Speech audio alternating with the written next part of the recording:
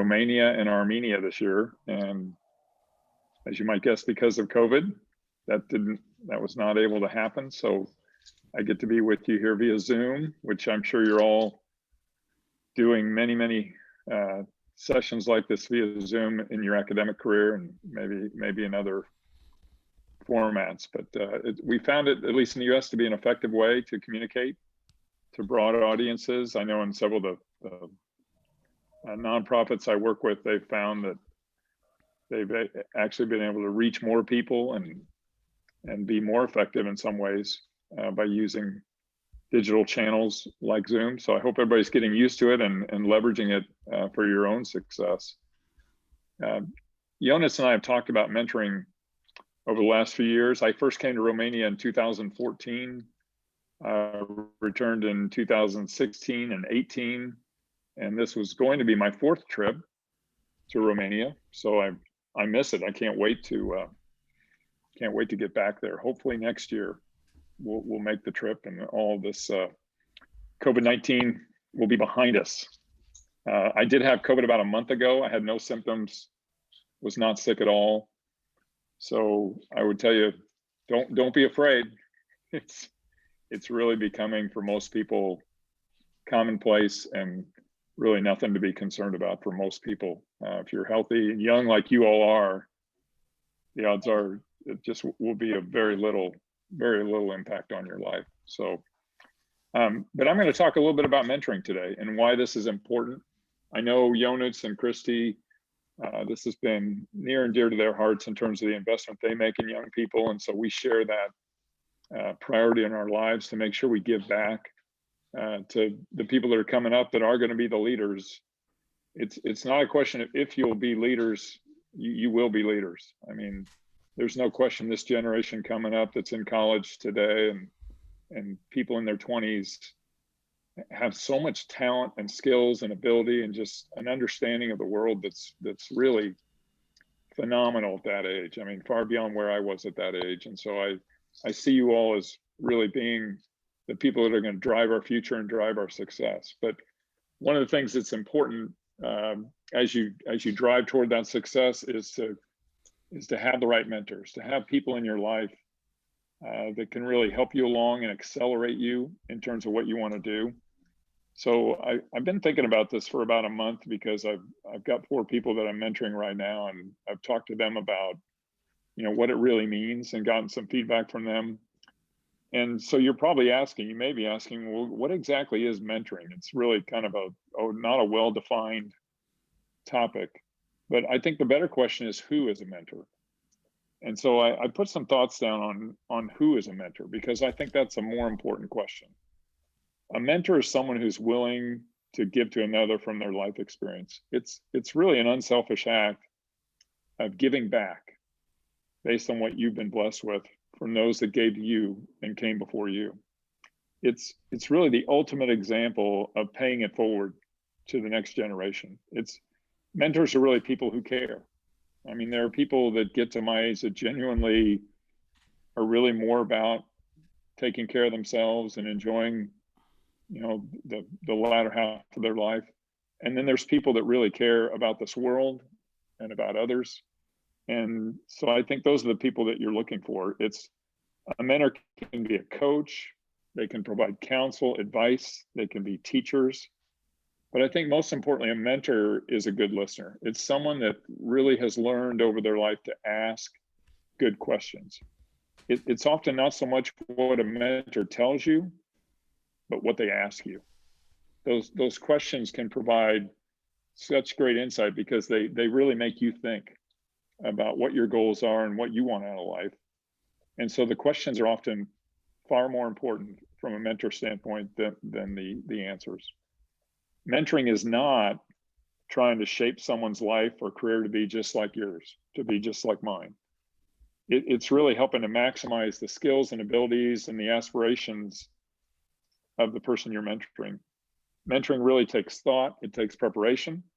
So you're really looking for that in a mentor, someone that's willing to take the time to prepare, and someone that has an open mind. They're not trying to steer you in any particular direction, especially early on in the relationship. And one thing about mentoring, it's another example in life, and there's so many of these that I've learned over the years, where your availability is way more important than your ability. Just providing time and availability to people is something that's really become lost in this world. I think people are far more busy and far more focused on what's going on in their phone or what's going on in the media. And so we almost provide each other less time, I think, the way societies run today. And so that's why I say your availability is more important than your ability in this. So most people, what I've found, never have a mentor. And it's because they've never asked anyone to mentor them. And most people don't mentor, has been my experience. And it's because they've never asked someone if they'd like to be mentored. So it's really become a lost art in today's world. And this exchange of ideas and principles from one generation to another, in my experience, is what creates success for most people. It creates success, deeper understanding of life issues, acceleration in almost every area of your life. And it really helps you avoid obvious mistakes of inexperience. So many of the mistakes we make in life are simply just a lack of experience. It's that simple. And when you look back, when you get to be my age, you start thinking, man, I wish somebody would have told me that. It's my wife has a towel in our kitchen that says, "Oh my gosh, my mom was right about everything." And that's kind of how you feel as you get older, is, wow, the older people in your life, when they really speak into it, you find out they were really teaching from experience. So if you're sold by now, then let's talk about finding a mentor. So I would start with looking at people that you have great respect for.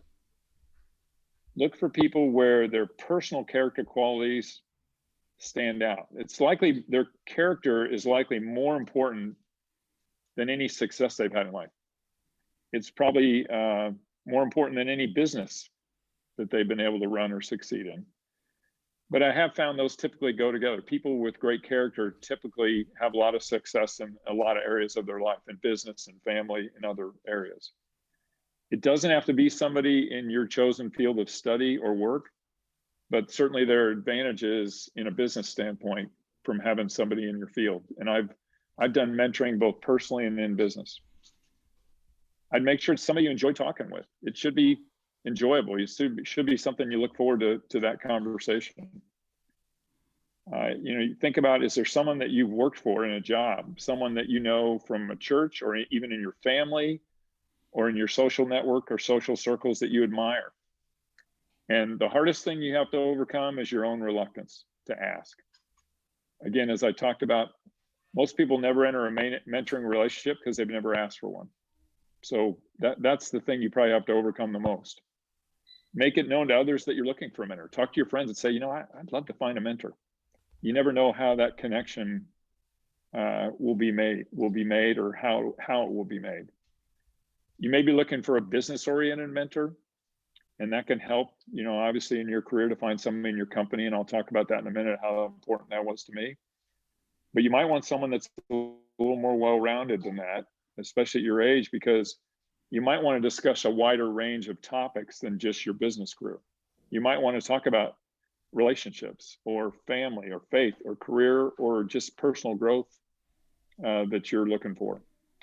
It can be helpful sometimes to write out what you're looking for, write out what your personal goals are. And sometimes that can lead you to who the right person is to ask. I was fortunate to spend most of my career with a company, IBM, that really valued mentoring. It was very formal and very intentional. I had a mentor from the very beginning of my career. So when I was 22 years old, I got my first mentor. His name was John Webb. He was a very successful guy in our company, about 15 years older than I was. He was very bright, had an engineering degree from Kansas, had an MBA from Columbia in New York City. AT&T had paid for all his training. He was a pretty high profile guy.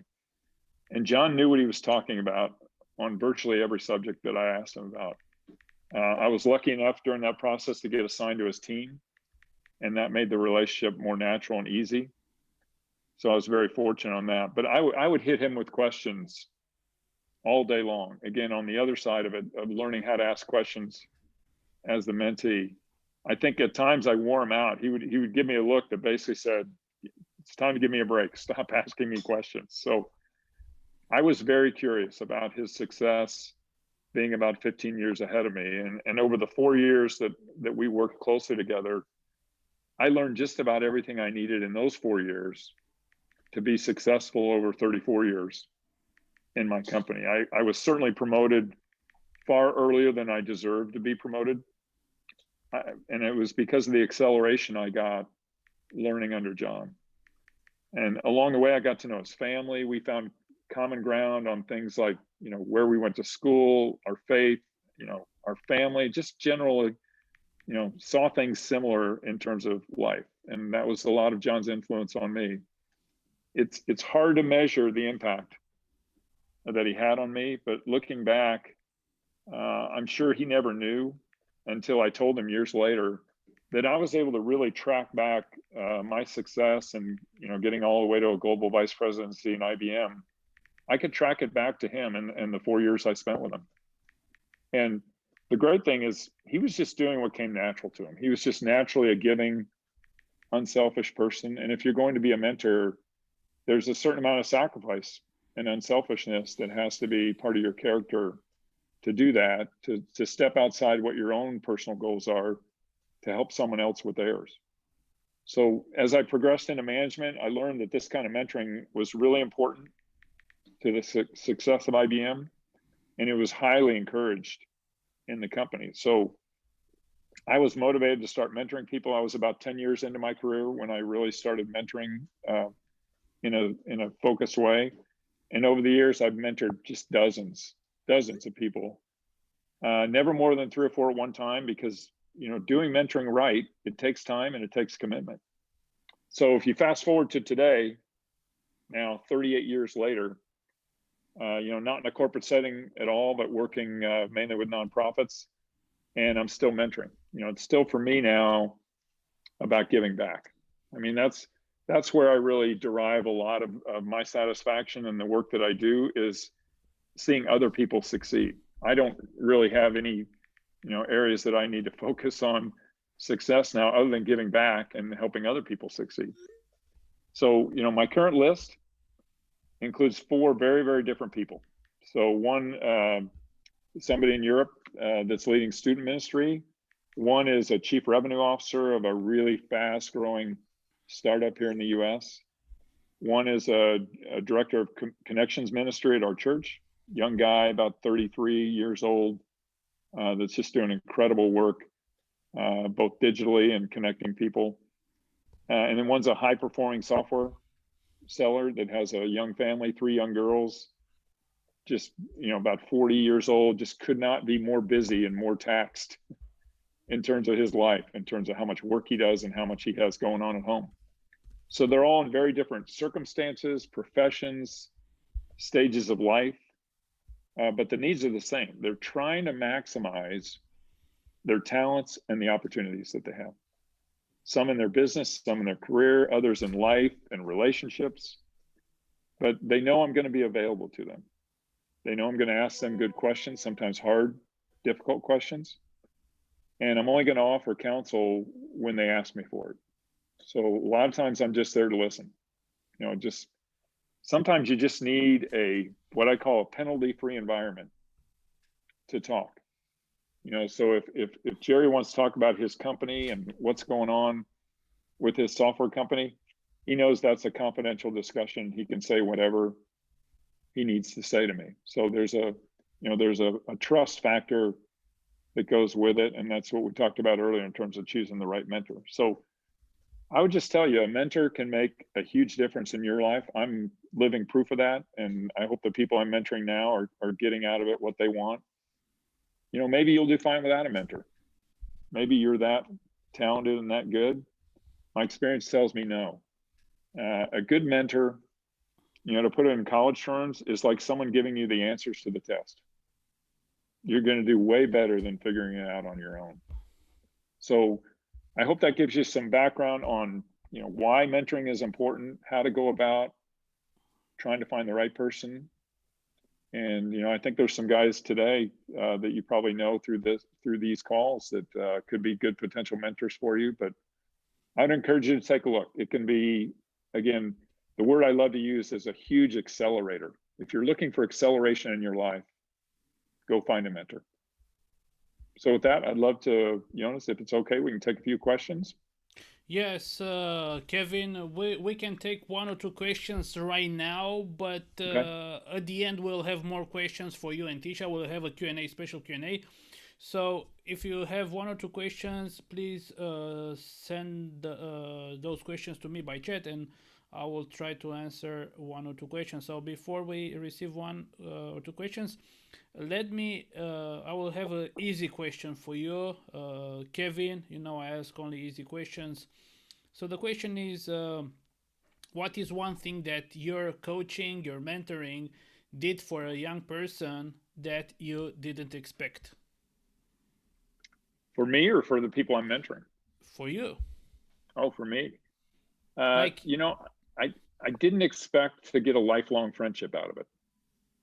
I thought it would just be a short period and I'd move on with my career. And what it ended up being was someone I would check back with, even though he was no longer mentoring me, and it became a lifelong friendship. So that was not something I ever thought about in terms of a mentor, someone that much older than me. When you're 22, you think somebody that's 37 is really old, but they're not.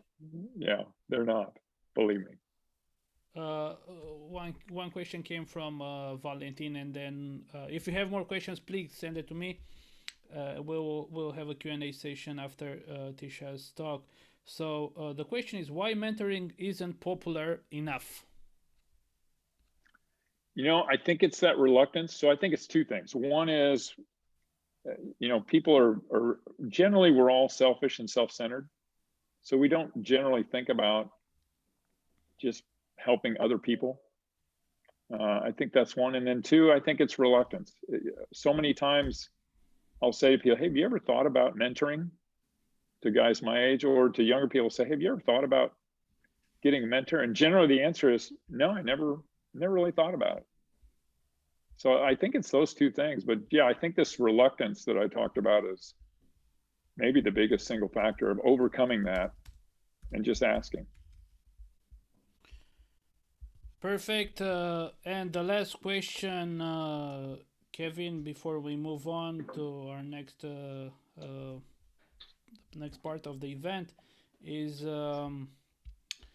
another easy question.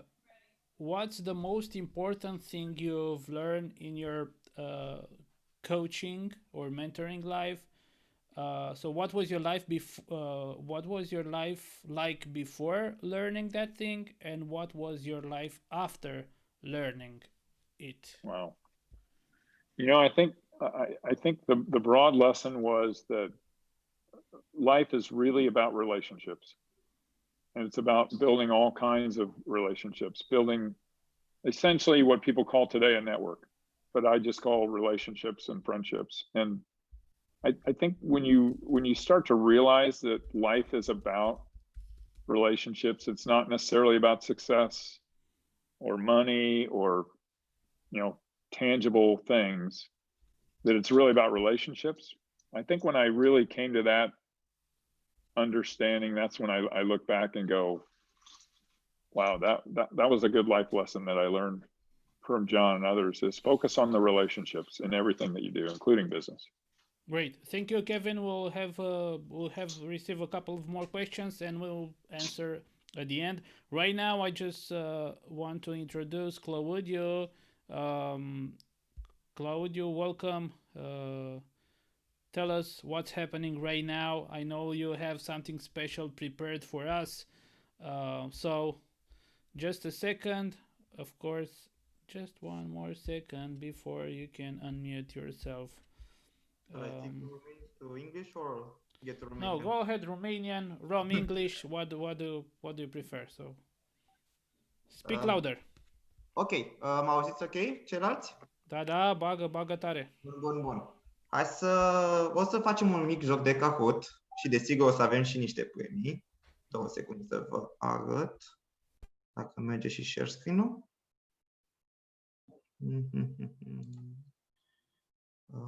Share screen. Screen 2. Ok.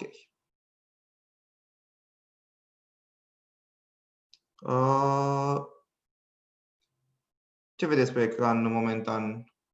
Kahootul sau premiile? Premiile. Ok. Bun, deci o să avem un mic joc de Kahoot. Pentru cine nu este familiar, o să vă explic în 2 secunde. Cu ce vreau să vă încep este că avem un joc în care vom pune 10 întrebări, practic 10 citate, pentru care va trebui să nimeriți sau poate chiar știți cine este autorul acelui citat. Citatele vor fi în română ca să fie mai ușor, așa că sper să nu fie vreo problemă. Desigur avem și niște premii, 3 cărți mai exact. Pentru locul 1 și 2 avem 7 deprinderi ale persoanelor eficace și pe locul 3 creierul și inteligența emoțională. Așa că vă urez succes. Imediat voi pune și room-ul ca să-l vedeți. Se vede? Da, deci Claudiu trebuie să mergem la kahoot.it, nu? Da, exact. Deci intrați pe kahoot.it sau prin aplicație dacă cumva o aveți și trebuie să introduceți următorul cod PIN 7372796. Și așteptăm momentan să intre lumea. Puneți. Ia. O să dau și la muzică ca să fie și mai dramatică.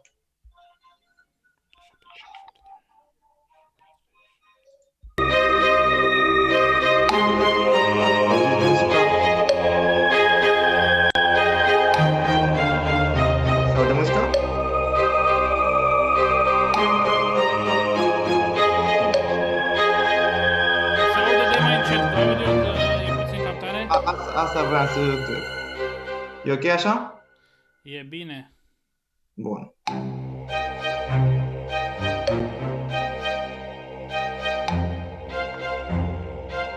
Ok, momentan se textul persoane. Bun, deci, practic, să vă explic cum va fi desfășurat pentru cei care nu ați mai jucat până acum. Pe share screen o să vedeți întrebarea și veți avea 4 căsuțe cu răspunsuri. Practic 4 variante care pot fi câștigătoare.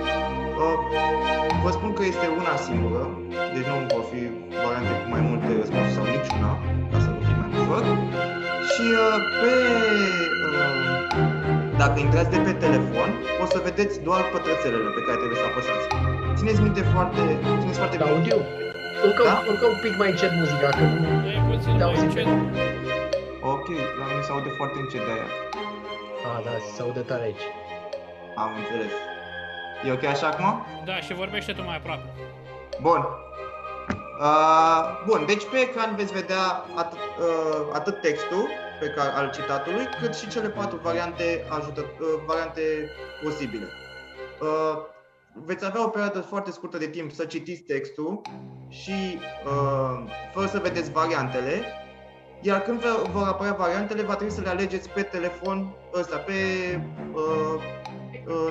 browser unde deschideți, ori pe o altă tabelă, un alt tab, un Chrome, ori pe telefon, deși vă recomand să intrați pe telefon ca să puteți să vedeți și textul și să apăsați în același timp, să vă fie mai rapid. Bun, momentan avem 17 persoane, 18. Mai este cineva de intrat?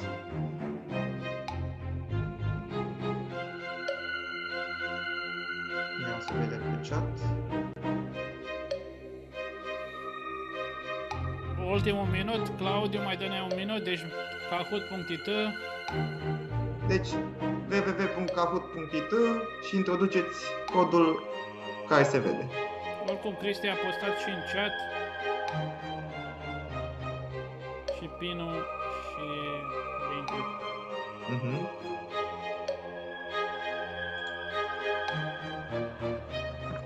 Bun, eu zic că ăștia suntem. Perfect, super. Păi, hai să dăm drum. Suntem 19 persoane. Let's get started. Citate mentorale. Ia să dau și full screen. Ok. Un mentor este cineva care îți permite să vezi speranța în interiorul tău. Cine a zis? Ellen DeGeneres, Andy Richter, Jimmy Kimmel sau Oprah Winfrey? 10, 9, 8, 7, 6, 5, 4, 3, 2, 1, 0. Un lucru important, la punctaj contează și viteza cu care răspundeți la întrebare. Așa că cu cât răspundeți mai repede la întrebare, cu atât vă dăm mai multe puncte în caz de răspundeți corect. În cazul nostru avem 5 câștigători care au ales-o pe Oprah Winfrey. Să mergem la următoarea întrebare. Deci avem pe Shining Fox 29, momentan pe locul 1. Next. Dacă eu am văzut mai departe decât alții, asta este pentru că stăteam pe umerii unor giganți. Cine este autorul acestui citat? Vă spun, este un om de știință.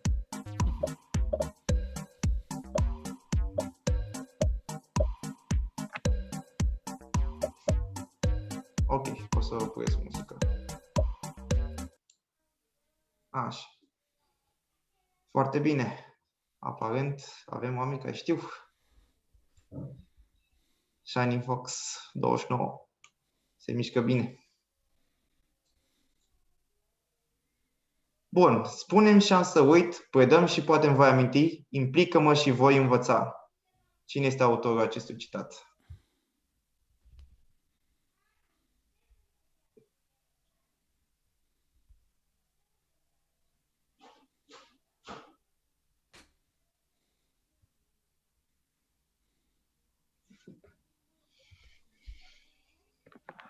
Zero și... Aute, măi, ce oameni deștepți aici. Bravo, mă bucur să văd că sunteți familiari. Și avem un nou om pe primul loc, Batman. Să mergem la următoarea întrebare. Nu poți să înveți un om nimic, poți doar să îl ghidezi să descopere ce deja se află în el.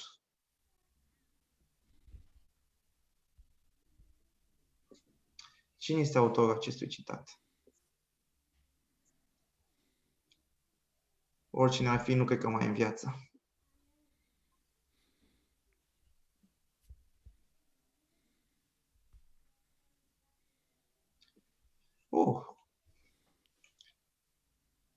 Mergem mai departe. Aparent aveam cineva care chiar vrea să câștige premiul cel mare.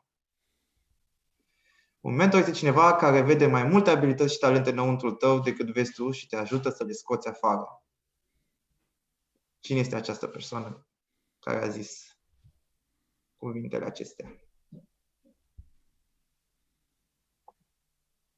Oricine ar fi, sunt sigur că are niște cărți mișto. Așa că eu recomand să le citiți. Doar o singură persoană. Mergem mai departe. Să înțeleg că toți cei din primele locuri nu și-au schimbat punctajul. Mentorii tăi pe parcursul vieții sunt importanți, așa că alege-i cu înțelepciune.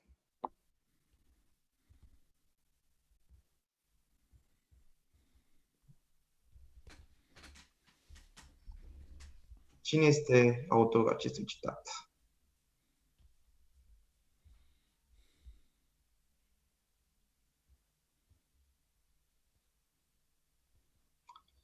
Foarte bine. Master Teacher i-a luat locul. Anuța 07 văd că se menține bine în primele 3 locuri, acolo. Chiar urcă pe locul 2. O mulțime de oameni au mers mai departe decât credeau că ar putea, pentru că altcineva credea că ar putea.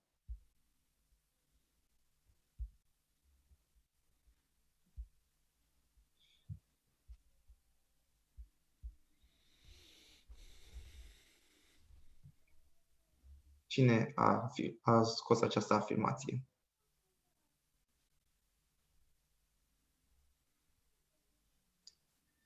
Zig Ziglar. Să mergem mai departe. Dorel vine pe primul loc.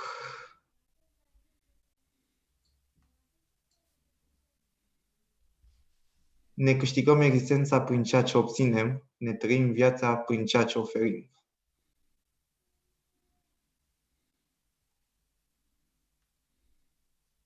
Cine a zis aceste lucruri?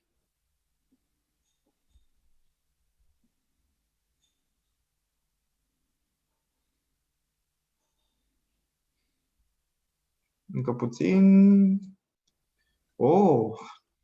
Oameni citiți aici. Avem la această întâlnire. Mă bucur. Dorel continuă să fie pe primul loc. Urmează penultima întrebare. Cei care știu, fac. Cei care nu înțeleg, învață pe alții.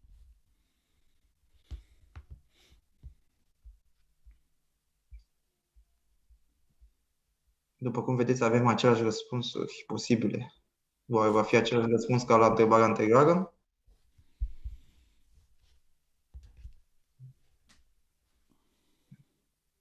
Foarte bine. Văd că 7 persoane știu ce a zis Aristotel. Mergem mai departe și ultima întrebare, să vedem cine reușește să ia primele 3 locuri. Cel mai bun mod în care un mentor poate pregăti un alt lider este să expună altor oameni grozavi.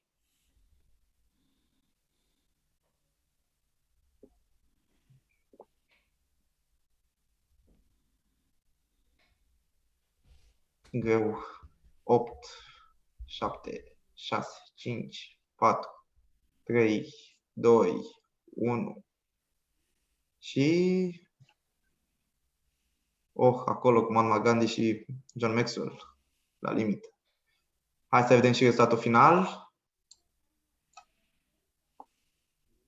Deci, prima carte se duce la Andrada. A doua carte la Felicia. Și prima carte, locul întâi, la Dorel. Fiecare dintre voi, ia uite, și Maria și David acolo. Da, câștigătorii acestor cărți să trimită un mesaj privat și vorbim după aceea modul în care vor ajunge cărțile la voi.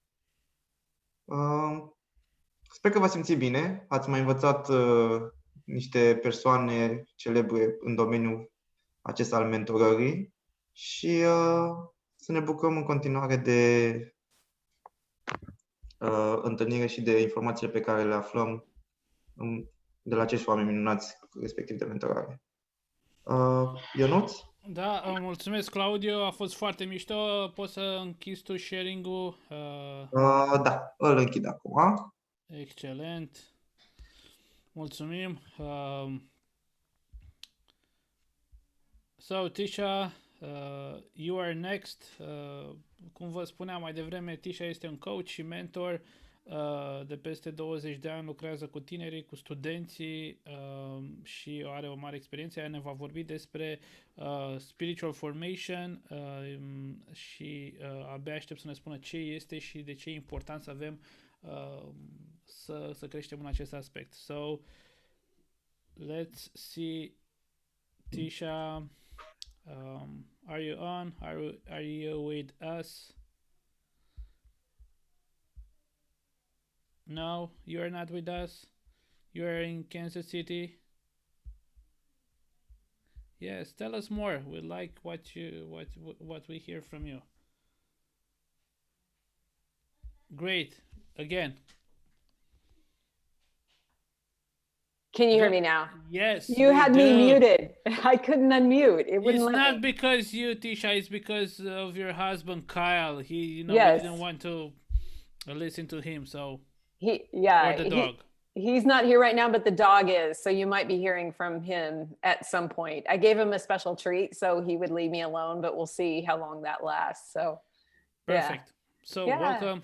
And Thank you can share the information, you can share the slide. The screen. And, yes. Okay. So, great. All right. Well, thank you all for being here. And I'm super excited to be with you. I wish we were in person. Like Kevin said, we were going to be there around this time. And I really love to go to Romania. And it's sad not to be there. I live in a place almost exactly in the middle of the United States called Peculiar, Missouri.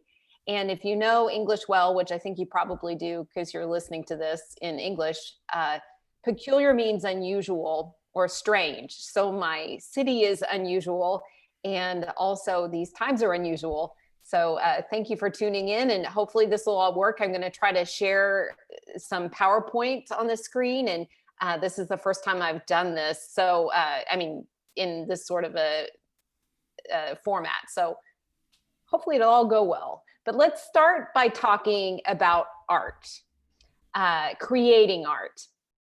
If I asked each of you to paint a flower, we would have a whole array of different flowers. Let me share the screen.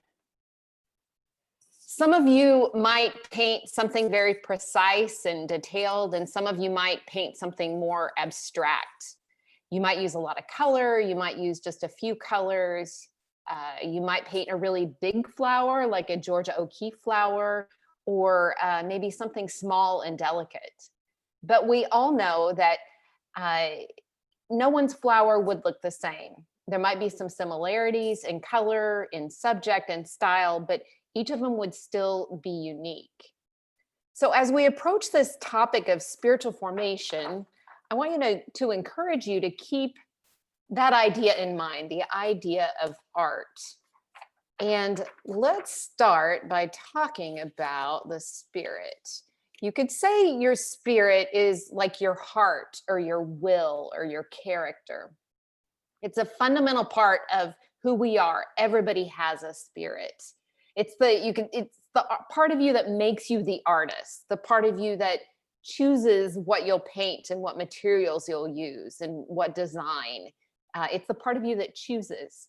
And your spirit is hugely significant.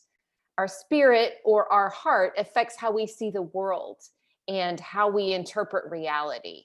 It affects how we view our past, and it affects the way we live our lives now. And our spirit affects the way we navigate our futures.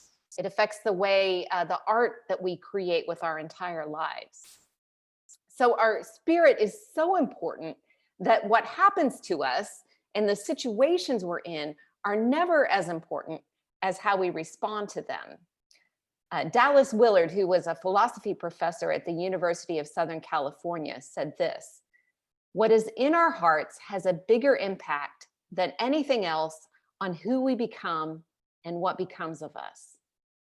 Our spirit impacts more than anything else in our lives who we become and what becomes of us. So we each have a unique spirit, and that spirit is being formed throughout our lives. It's formed by our surroundings, it's formed by our experiences, it's formed by our choices. These all shape our characters. And that's something that happens to everyone. Each of us has a spirit, and each of us is being formed. That's true whether or not you follow a religion or what that religion might be, whether you believe in God or don't believe in God. We still have a spirit, and we're still being formed. But most of us give very little thought to how we're being formed. We don't usually think about what people and things we let form us, shape our spirits, what sort of spirit we're becoming. We often don't even think about what we're being formed into. And so the temptation for most of us is to just let it happen. Instead of navigating our futures, we're tempted to just let our futures happen to us. And so that's why we want to look more closely at how our spirits are formed, and how we can participate in them being formed, how we can actually play a role in navigating our futures. And so to start, I want to take a look at a few factors that form our spirits. Let's see, share the screen. Well, just a second. Okay, factors that form our spirits. First of all, you have your circumstances. You could say that each of us starts with a specific set of art materials. We have paintbrushes, colors, canvases, and we may have similar materials to other people. They may be very different, but our circumstances will undoubtedly shape who we are. I was born in the US in the late 1960s, and I grew up in a fairly rural area in the middle southern part of the country. I had two working parents who got divorced, and then they remarried each other. And they weren't perfect, but they were very loving. And we didn't have a lot of money. We weren't rich, but we had enough to live on. I had a brother, as you can see in the pictures, and I went to high school in the 80s. I got married when I was 24. I've had a couple kids. I've continued to live in the middle of the United States. All these circumstances have played a part in forming my spirit today. Well, most of you were born in the 90s, I'm guessing, maybe even the early 2000s in Romania. And that's just a few years after your country gained independence. Maybe you grew up living with both of your parents, or maybe just one of them. Maybe your family was loving and healthy, but it might not have been. You might have had plenty of money. It might have been a struggle, especially as your country was beginning its independence. You might have had siblings. You might have been an only child. And all of those circumstances have played a role in forming your spirits. But who we are is not totally determined by our circumstances. There's so much more that comes together to shape our spirits. So even when we have a lot of the same raw materials, we'll have very unique spirits. If you have a sibling, a brother or a sister, you know how different you can be from one another. I have, let's see. I have two kids, a daughter and a son. My daughter is almost 23 and my son is 20. My son is studying mechanical engineering at university. My daughter doesn't really like math. And she just graduated from university with a degree in opera performance. My son hates to sing, and he kind of hates it when my daughter sings. So both my kids have very similar backgrounds. They have the same parents. They grew up in the same house. They went to the same schools. They have had a lot of the same experiences, but they're very different people. They have their own interests, their own personalities. They have their own unique spirits. And we all know stories about people who survive horrific situations, extreme poverty or family abuse or systemic injustice, who go on to live rich, productive lives. And we know of people in those same circumstances who never recover. And in the US, at least, we also know of plenty of people who grow up in situations of great privilege, who have anything you could ever want and still struggle to build productive lives. So circumstances, they definitely influence our spirits, but they don't determine our spirits. They shape them in part, but they don't determine who we are. Fate does not determine the kind of people we will become. Well, another factor that shapes our spirits, there are my cute kids again. We have circumstances and then authority. The people, the things that have authority over our lives. One way we can understand authority is by considering who or what we obey. Whenever we make a habit of obeying, whatever we obey creates an authority in our lives. And authority is not necessarily bad. Obeying the law to not drink alcohol and drive makes it safer for everyone, including ourselves. And it keeps us from getting a ticket, which is a really good thing. So healthy authority can help us grow and can help us navigate life well. But let's take a moment to look at who has authority in our lives. Your parents, certainly. They have a lot of authority when you're young, but they still have authority as you get older. I'm in my 50s, And I still call my parents for advice. And sometimes I follow their advice, not always, but I do obey my parents to a degree. So your parents, your teachers, your professors, you show up for tests when your teacher tells you to show up for a test. You study the material your professor tells you to study. So you obey and grant them authority in your lives. Government leaders. As you probably know, we had an election yesterday in the US, and we still don't know who our president is. And people have very strong opinions about who they want it to be. And the reason they have those strong opinions is because that authority will shape their spirits, will have an effect on their lives. That's true of the presidents, but it's also true of our lower level government leaders. They do have some authority over us. Same with lawmakers and law enforcement.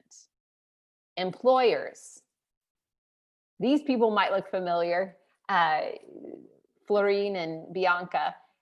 Your boyfriend, your girlfriend, your spouse is a source of authority in your life. You cooperate and you obey one another. Friends can have authority in our lives.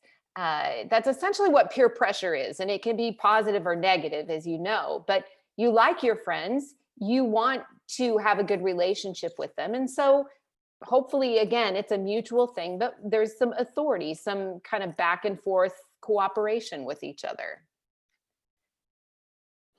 Technology and social media. We're learning more and more about the effect of social media on our lives.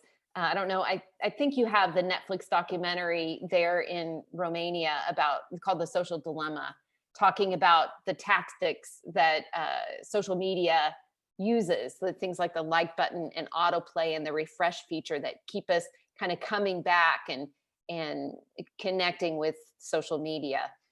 If you've ever been on your phone, you get on it to check one thing, and 15, 20 minutes later, you're still on your phone, you've obeyed social media. So it does have some authority in our lives. People have even expressed concern that it has affected election outcomes and affected the way people view themselves. And I'm not slamming social media, but we do need to understand how it can have an influence over our lives. Certainly addictions to drugs, to alcohol, but also to food, to media, to gambling. Lots of addictions can take over, can have an authority in our lives. And then personally, since I'm a Christian, I grant Jesus authority in my life. I believe that we have a loving and all-powerful God who created the universe and created each of us. And I believe he has good intentions for us.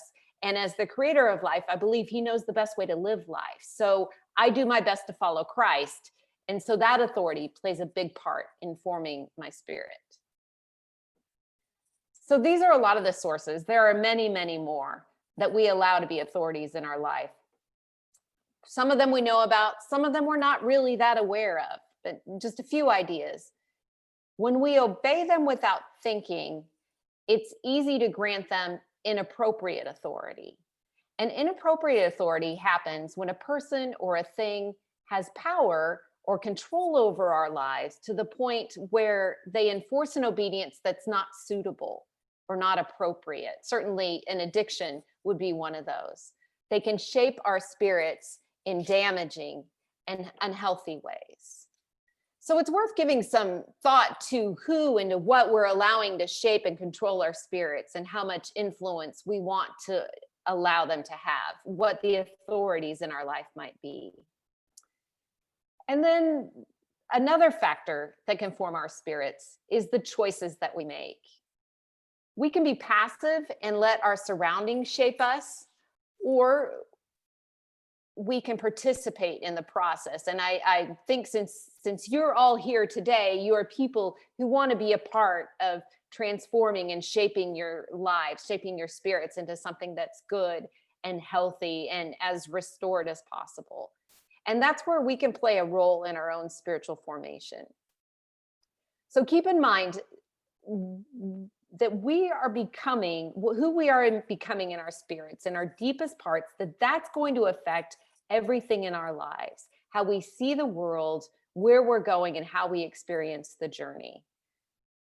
So let's go back to talking about art. My niece is, my brother's daughter's 15. She's a talented artist, especially for her age. And I asked her if she would share one of her oil paintings with me and some of the pictures of the progress so we could see what process she goes as she makes it. So you can tell she started out, she's got some pencil sketches and you can see the beginning painting over the pencil sketches. And then she added some more details in it to kind of fill it out. And then here's the final product. You can see it went through a variety of steps to get to where it is. And that's what spiritual formation is like. It's starting with some raw materials, and with those materials, creating choices that create art. I have another good friend who's an artist, and I asked her to share pictures of her art with me. And here's something interesting that she does. She'll take a picture that she's painted that she doesn't particularly like that much, and she'll paint over it, but keep some of the details from the previous painting there and add to it. Here's another one. So you see what was there before, but then you see a richer and fuller painting on top of that. Lots of artists never quite finish their paintings. They keep working on them and are never fully satisfied with the final product. But this is kind of even more of a picture of what spiritual formation is like. I like the term spiritual transformation, taking our circumstances and our experiences and layering on purposefully art so that we transform our lives. So for the remaining time, let's take a look at some of the ways that we can choose to participate in spiritual formation. I mentioned Dallas Willard earlier. He's a philosophy professor at USC, and he created a model for spiritual formation that I think is really helpful. This is called the VIM model, the VIM model, and that stands for vision, intention, and means. So any kind of transformation is going to require these three things in order to be successful. Vision is a strong, compelling idea of where you're going and why you want to get there. A clear vision for why it's valuable and also what steps you want to take to get there. So I was on Ionuț Popescu's podcast recently, Better in Bucharest. It's a great podcast. You should check it out.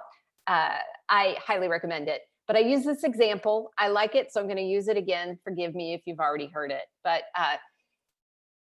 if you want to learn a new language, it takes a lot of work. You know this because most of you are listening to this in English without a translator. And you know how hard it is to become proficient in English. You probably started learning at a very young age, but at some point you decided to do the work it took to learn English. And maybe you did that because it would help you in university. Maybe you thought it would help your career. Maybe you just wanted to be able to watch American movies without subtitles. Whatever the reason, you had enough of a vision to learn English that you did the hard work it took. Well, in my part of the US, we're in the very middle of the US, and our states are the size of many European countries. And there's not a lot of language being spoken around us besides English. There's more Spanish than there used to be, but we don't have a compelling reason to learn another language beside English. So because it's hard, many Americans just never bothered to learn an additional language. If I wanted to learn Spanish, say, because there are more Spanish-speaking people, I would need to focus on how valuable it would be to me, what worth it would bring. And then I would need a clear idea of what work would be involved and how to go about it. So since you're attending this Zoom conference and you're listening to my talk, I'm assuming you're interested in thinking about how to navigate your future with confidence. That's a vision. And I'd encourage you to take some time to really think about what that might look like. What is confidence to you? What do you want from your future? What would it feel like? That vision, taking time to develop that vision is crucial. You'll also need to combine it with intention. And that's making the choice to make the vision happen. Without vision, it won't happen. You can have a wonderful vision, but if you don't intend it, it won't go anywhere. Kind of like having a really nice car with a tank full of gas and then never driving it. So vision and intention are two pieces that people usually miss when they attempt any sort of growth. If I decide I want to have a healthier diet, oh, I forgot to click the intention. Sorry about that. If I decide I want to have a healthier diet, but I don't have a good vision for how much better I'll feel, how much energy I'll have, maybe my mind will be clear, my clothes will fit better. If I don't have that vision, then when I'm in a hurry, I'm just going to stop at a fast food restaurant and grab something quick. And they're all over the place in the US. So that's something that I would have to intend every day, to focus on making the choice, to focus on the vision, and then intending to follow through with it. Growth doesn't just happen by accident. You can't just drift into it. In fact, if you're not intentional, your spirit will still be formed, but by forces outside of you, like we already talked about. So you have to make a choice to engage in the growth, in the transformation. And you have to intend the vision, to make the commitment to act. And then once you have vision and intention in place, you can then choose what means might work, what strategies or practices will help you reach the vision. We want to engage in practices that will help form our spirits in healthy ways. And there are lots and lots of ways we can do that. So I thought I'd share just these last couple of minutes, a few ideas with you. One of them is silence and solitude, finding time alone to think. And that's very rare these days, as you know. We're always connected to screens and noise. We're always tempted by them. But watching Netflix alone or listening to the music is not the same thing as silence and solitude. Design experts have studied websites and white space in the websites and in ads. And they've discovered that if a website is packed with information without a lot of white space, it's really hard for us to take all that information in. But if we create some white space, it's much easier for us to interact and respond to it. And that's true in our lives as well. We need the white space. We need the air in our lives in order to process and develop our spirits. During the coronavirus shutdown, you probably saw this too, but when people were required to stay home, pollution decreased significantly in major cities like LA and New York. There were satellite photos of China showing before and after the shutdown and how dramatically the pollution reduced. Same with the canals in Venice, they cleared up. And silence and solitude can do the same thing in our minds. We tend to be cluttered and polluted in our thinking and our minds, just like the air in China. So we need regular time to let the air in and let our minds clear. And that's hard to find these days with quarantining. I know, in fact, my dog is here now. He's done with his treat and wants some attention. But so it takes discipline, it takes some intention to make it happen. And that's why vision and intention are going to be crucial. Community, on the flip side of that, sharing life with people who help you become a better person, people who care about you, who are on the same path as you. And I think being shut in has shown us the value of community, how much we need it. Even for those of us who are introverts, we need community. And then mentoring, finding a mentor, finding someone who is wiser and a few steps ahead of you, who can help you intend and take steps toward your vision. And I know this Integrity and Leadership program offers great mentoring opportunities, short-term, and I think they can even become more long-term experiences if you want them to. They can be really helpful. They're not going to tell you how to live life, but they can give you some guidance and some ideas you might want to try. Journaling, taking time to write down reflections on your life. And that doesn't just have to be writing. It can be drawing, sketching, creating magazine collages, making lists. Maybe you keep a list of things you're learning or things you're thankful for, taking some time to reflect on paper about your life. Gratitude can be hugely formative. Practicing thankfulness. Life can be so hard, but we can always find something to be thankful for, and that can be hugely formative. Service, practicing kindness, helping other people also can shape our spirits in such good and healthy ways. Reading good literature, good books, good articles to help us better understand ourselves and those around us.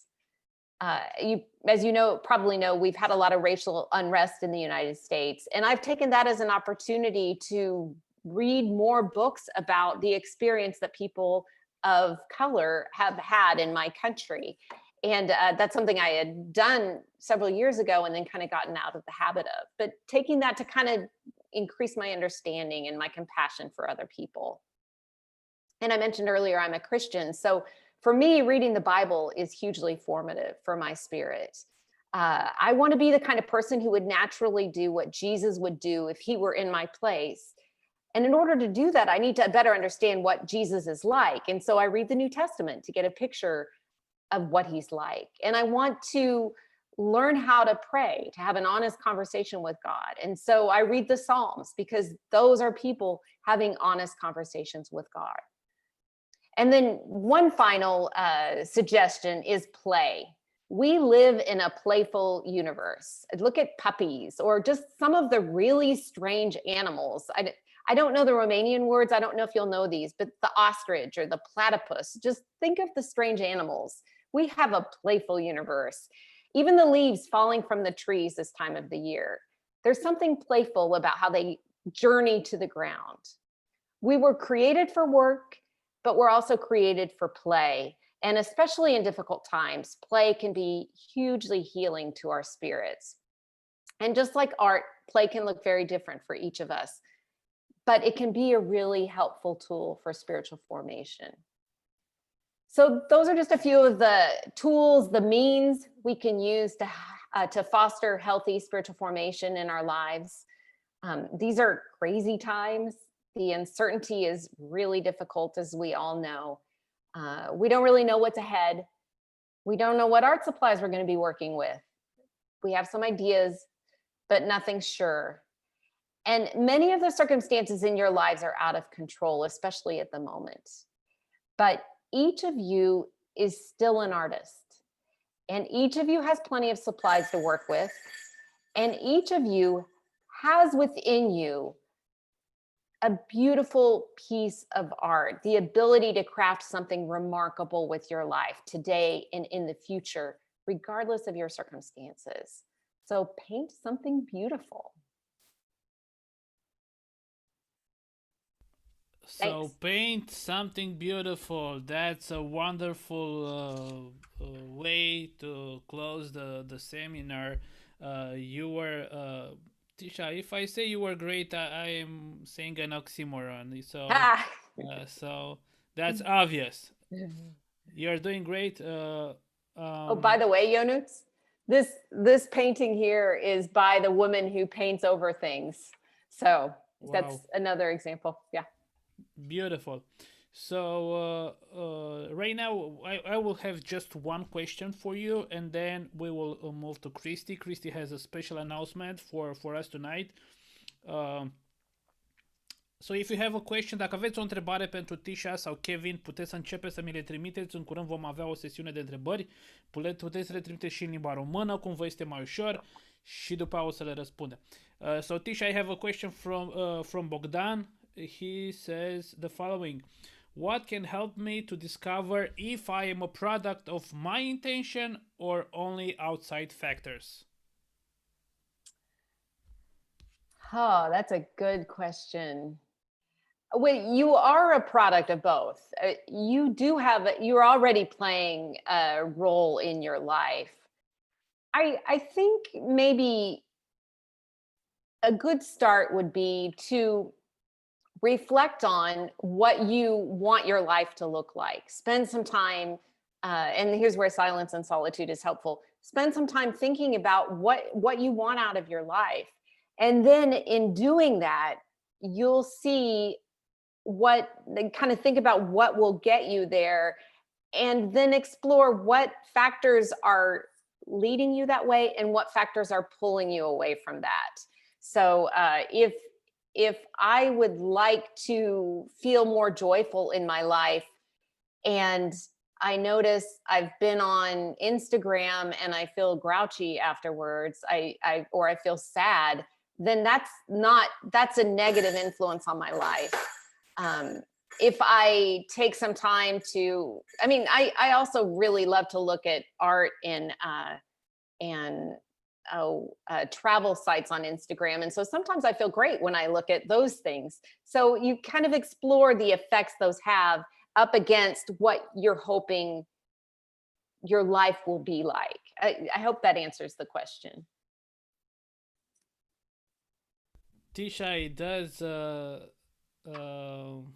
So I receive a great comments from people, and I will give them to you personally. But you did quite an impression, so good impression. So please send the questions for Kevin and Tisha, and we will have just shortly a Q&A session. So right now I want to introduce my good friend Cristi. Cristi, he's the director of Leaders of Tomorrow Bucharest. Cristi, welcome. Tell us, what do you prepare for us tonight? Da, mulțumesc, Ionuț. E greu să vorbești după Tisha. A fost mi-a părut că n-am putut să aplaud. A fost pentru mine a fost revelator, așa, să mă gândesc la lucrurile astea. Noi la Liderii de Mâine vedem că o pandemie n-ar trebui să ne întârzie împlinirea viselor, doar pentru că s-a întâmplat în timp ce eram studenți sau în timpul vieții noastre, și credem că lucrurile trebuie să meargă înainte și să ne ținem de ceea ce ne dorim. Dar din experiența pe care o avem în mentorări, în discuțiile cu studenții, vedem că cei mai mulți oameni se simt defocalizați, se simt confuzi, nu văd un viitor, un lucru pe care să meargă înainte, chiar dacă au vise, le-au pus cumva pe hold. Dar noi nu credem că ăsta este cel mai bun mod de a merge înainte, ci credem că e important, mai ales acum, să preluăm controlul asupra vieților noastre și să ne stabilim obiective, să facem un plan pentru îndeplinirea lor și apoi să ne ținem de acest plan, mai ales acum. Din motivul ăsta, împreună cu voluntarii noștri, am oferit programul ăsta de mentorare, prin care pur și simplu te întâlnești cu un mentor, așa cum am spus, unul dintre voluntari, care cumva preia responsabilitatea de a te ajuta pe tine să stabilești acest plan. În primul rând viziunea, cum zicea Tisha, apoi intenția, planurile și să te ajute să faci progres în direcția asta. Ca să dau o analogie la modă acum, adică nu la modă pe care o auzim, cu toții ne dorim să avem mentorii ultra specialiști pe un domeniu. La Liderii de Mâine nu o să avem asta, dar mentorii noștri voluntari vor fi în rolul medicului de familie, la care te duci, el te ajută să faci un pic, te întreabă ce te doare, ce-ți dorești, așa, și apoi îți dă o trimitere, te trimite la cineva de specialitate. Dar înainte să te trimite la cineva de specialitate, poate poți să cu instrumentele pe care le are la îndemână, poate să dă el o soluție la problema pe care o ai. Asta cu medicul de familie e cam negativ, așa, dar am zis că se potrivește în contextul ăsta cu pandemia, dar este așa și mentorul te ajută să stabilești obiectivul, te ajută să te cunoști mai bine, te ajută să stabilești pași și avem 3 domenii pe care noi le explorăm împreună. Profesional, personal și spiritual. Și noi nu suntem ființe unilaterale, suntem compuși din toate aceste 3 aspecte. Atunci mentorul te ajută să stabilești un plan de dezvoltare în fiecare dintre aceste aspecte. Și dacă nu ai experiență în mentorare, e ok. E o primă experiență, vei experimenta ce înseamnă mentorarea cu cineva care nu e foarte departe de tine, să zici, nu știu pe cine, cum ne spunea Kevin. Oamenii nu s-au gândit la asta, dar noi am pus dispoziția studenților acest program prin care tocmai să poată să facă asta. Și după asta, după ce tu ai trecut prin programul de mentorare, ai oportunitatea să devii tu la rândul tău un mentor. Așa cum zicea Aristotel, dacă ați fost atent la Kahoot, sau nu Aristotel, că n-am fost eu atent, cel care știe să facă un lucru îl face, cel care îl înțelege îi ajută și pe alții. Și atunci ai ocazia să devii la rândul tău un mentor voluntar pentru alți oameni ca și tine. Înscrierea, așa cum am zis, este gratuită, participarea este gratuită, e o serie de 3 întâlniri între tine și mentor. Și înscrierea se face prin accesarea linkului pe care l-am pus acum în chat. O să lăsăm câteva minute în care puteți să-l accesați și să-l completați. Eu vă recomand cu mare drag să o faceți. În timp o să vă mai țin de vorbă și o să mai spun că pe lângă programul de mentorare propriu-zis, așa cum zicea Tisha, una dintre lucrurile care ne formează este comunitatea. Și o să auziți un pic mai târziu și despre ce înseamnă comunitatea și cum coagulăm comunitate în jurul unor proiecte cu impact social, lucruri care să transforme pe alții, să te aducă o transformare bine în societate. Și o să auzim de la Claudiu puțin mai încolo despre cum puteți să vă implicați și într-o astfel de comunitate. Până atunci, dacă avem 2 minute în care puteți să completați acest formular și dacă l-ați epuizat, puteți să puneți o întrebare în chat sau un lucru pe care v-a fost util până acum. Mulțumesc! Ionuț, dacă ne pui niște muzică așa în 2 minute ca să putem să ne auzim. Cristi, o să pun niște muzică. O întrebare pentru tine, Cristi. Până completează oamenii, spune-ne ce te-a surprins cel mai mult. Ai mentorat o grămadă de studenți. Spune-ne, nu știu, dacă te-a impresionat, ai rămas surprins ca în urma acestei mentorării pe care tu ai făcut-o sau să fii un coach, s-a produs ceva în care ai zis, bă, nu mă așteptam la asta, nu știu, ți-aduce aminte? E ceva? Cel mai mult mă impresionează sau simt că am făcut ceva extraordinar în momentul în care omul își descoperă visul și zice, băi, gata, asta este. Și te dau tot pe tine exemplu ca mentor. Unul dintre studenții tăi, unul dintre studenții care au participat cu tine la mentorare și-a sunat, poate ar fi fost să o povestești, și-a sunat prietena după prima sesiune de mentorare și a zis, yes, în sfârșit, știu ce vreau să fac cu viața mea. Îți dai seama că a fost o bucurie pentru amândoi, și pentru eu și pentru ea.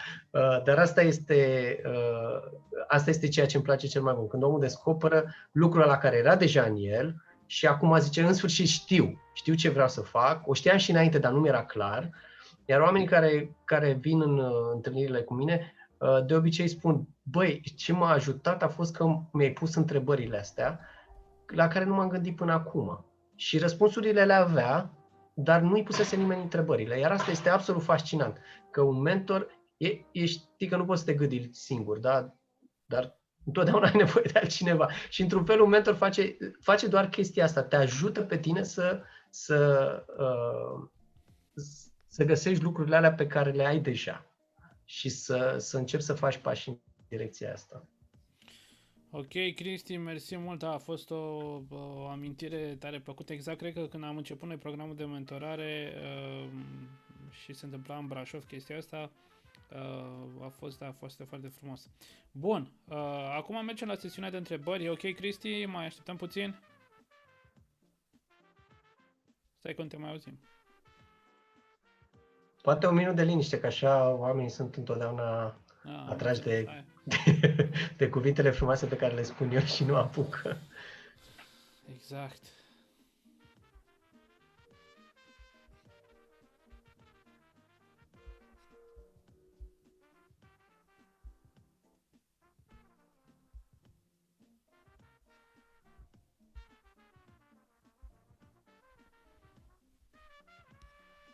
So Kevin, just one more minute until people sign up for the mentoring program. Just a second.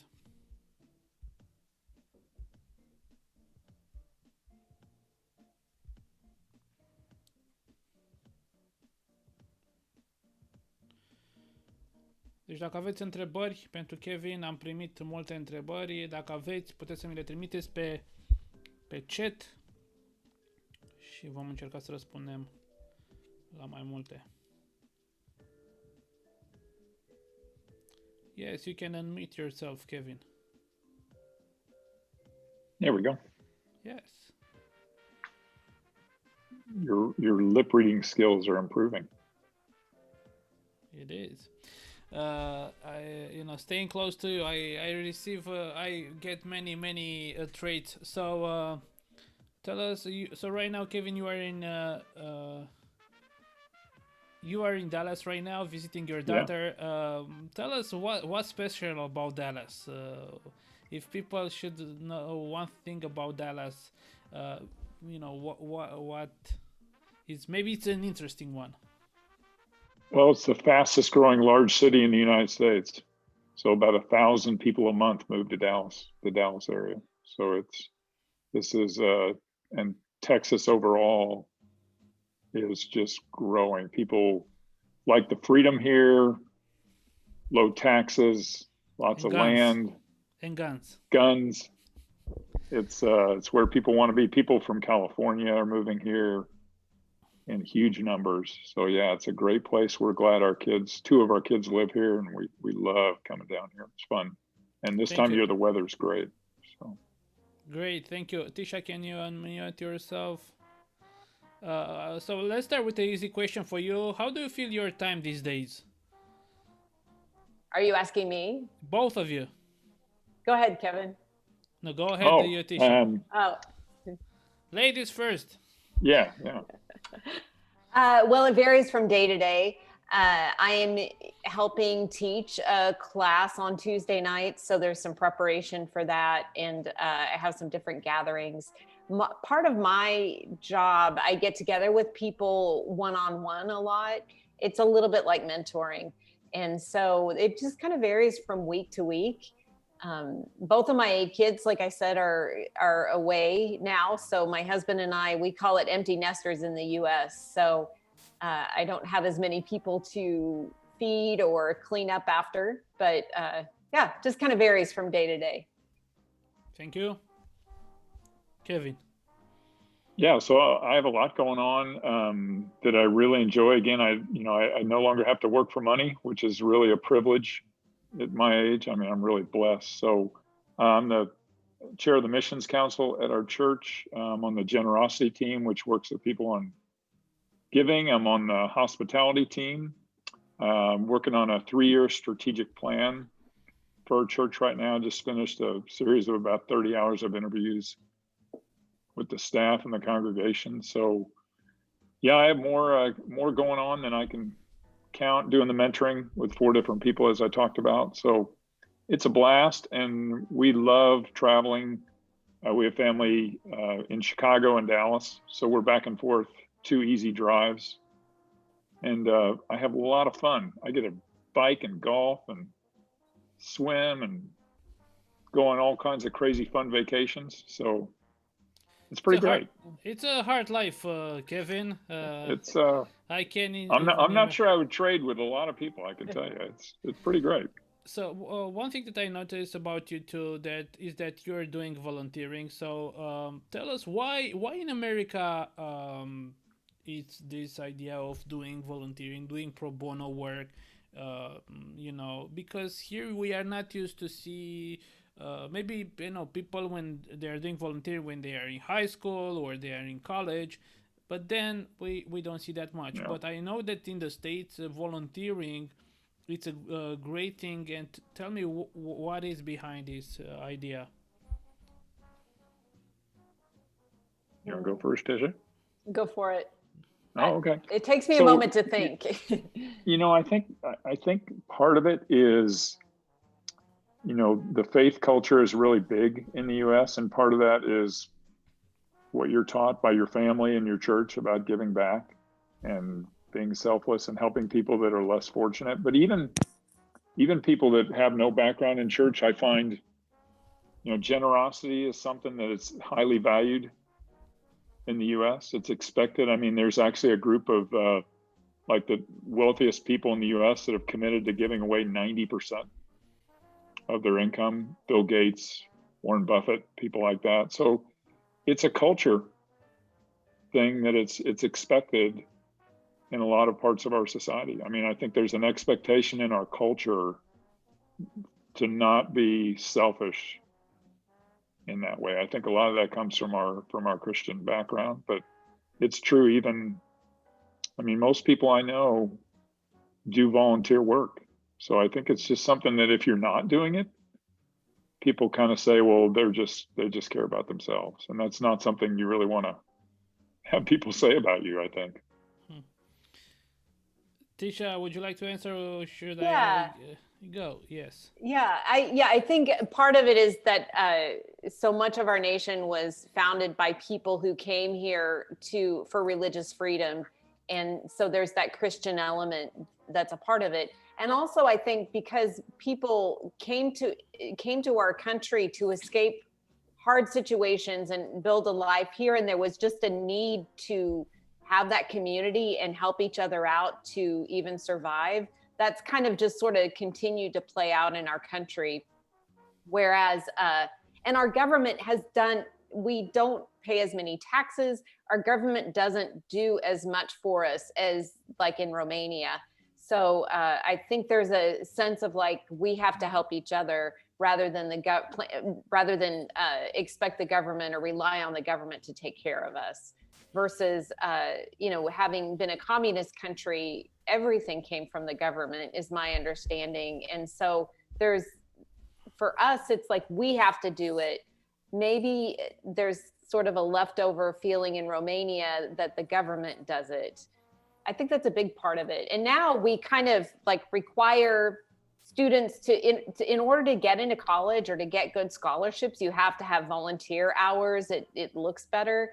And so it's becoming a little, it was a natural thing. And now for some people, it's something they do just so they can write it down and look impressive. But there's still a real culture of volunteering and helping each other out here.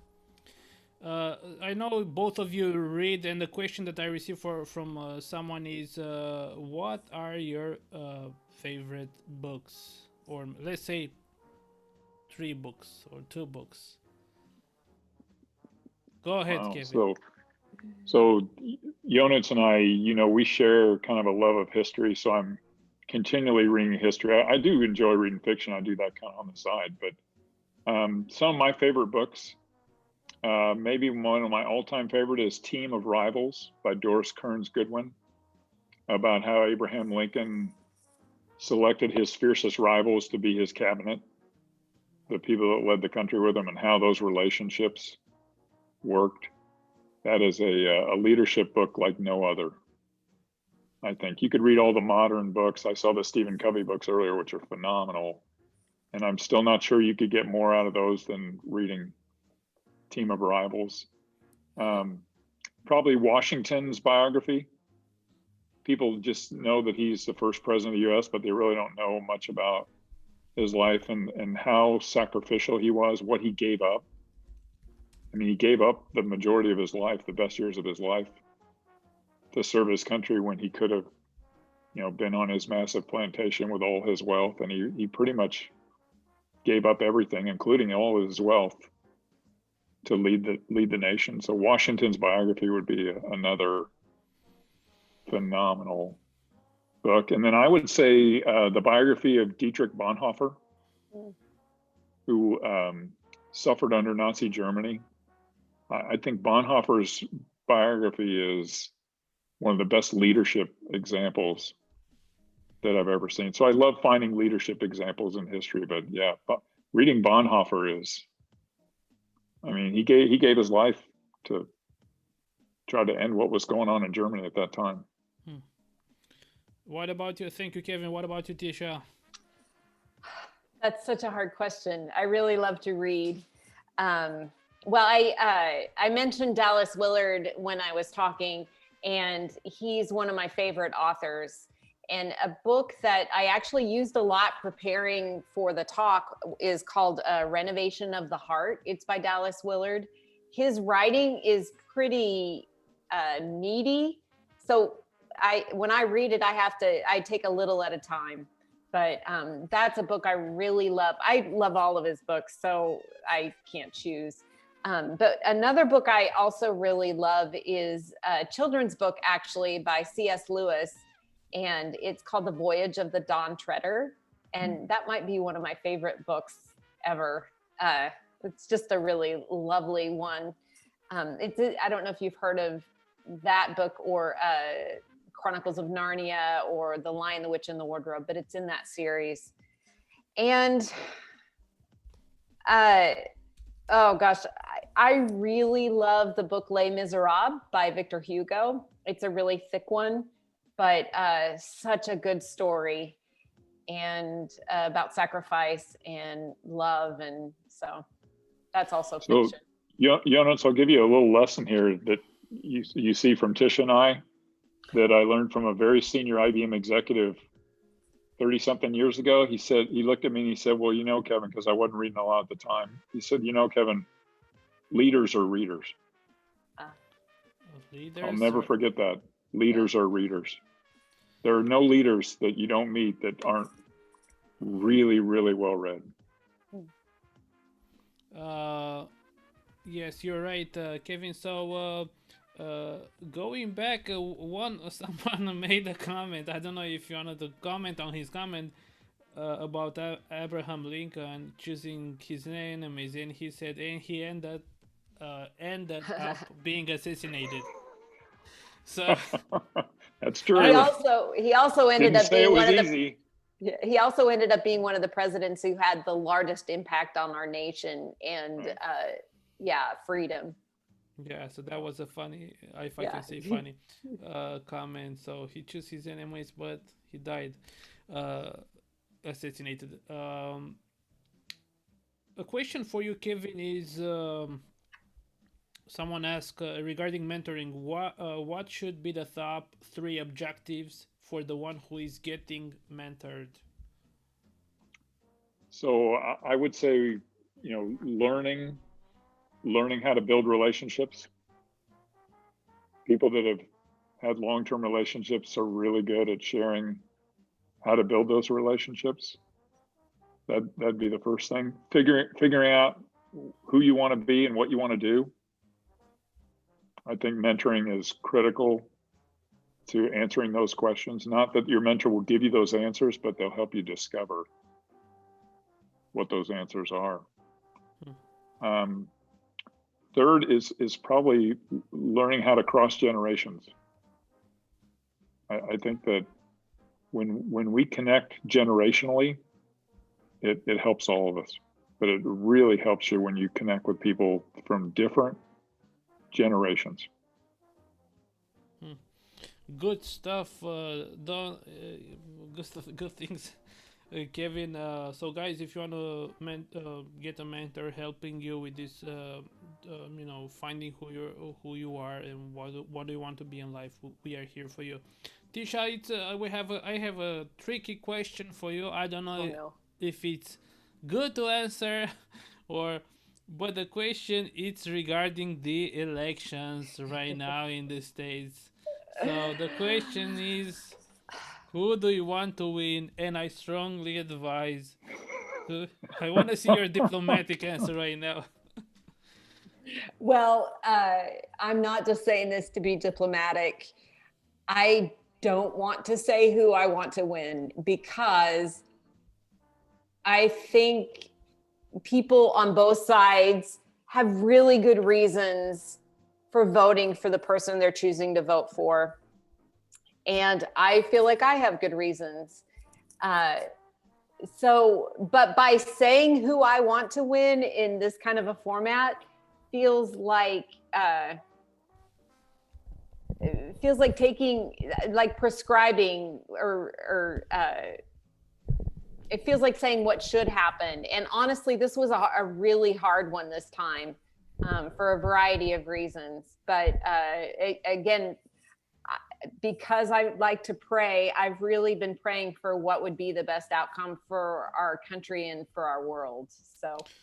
So one thing that I want to encourage you to answer is sometimes we look at the presidents and we have elections and we look at the other side and we think that's they are the worst, and we put our faith in the government, like we expect and I don't say that it's not important. It is. We have to go and vote. But what's your hope? Is your happiness tied to who will be in the White House in the next 4 years? What's your take? Because right now what we see, America, it's a divided country. Yeah. We look at the world, it's a divided world. So we have to live together. What's your answer regarding how we can navigate this topic, and what should be a great attitude? And another question. Yeah, Liga. So go ahead. Is that for me, Jonas? Both of you. Both of us. Well, I'll answer. I mean, even kind of going back to what I talked about, your leaders do influence you.